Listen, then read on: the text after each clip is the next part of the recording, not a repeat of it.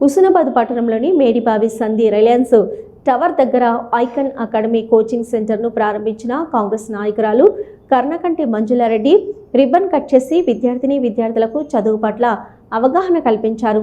భవిష్యత్తులో రాణించాలంటే విద్యతోనే సాధ్యమవుతుందని, ప్రతి ఒక్కరూ విద్య పట్ల శ్రద్ధ పెడితే ఉన్నత శిఖరంలోకి రాణిస్తారని విద్యార్థులకు సూచించారు. ఈ కార్యక్రమంలో కోచింగ్ సెంటర్ నిర్వాహకులు మహేందర్, ఉపాధ్యాయ బృందం తదితరులు పాల్గొన్నారు.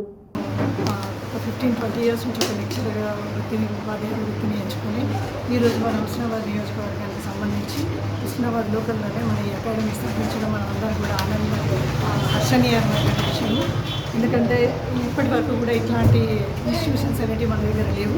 బట్ ఈ సంవత్సరంలో మన పిల్లలు సాధించినటువంటి 10th క్లాస్ రిజల్ట్ కానీ, ఇంటర్మీడియట్ రిజల్ట్ కానీ హుస్నాబాద్ నియోజకవర్గం కూడా టాప్ పొజిషన్లో ఉన్నది.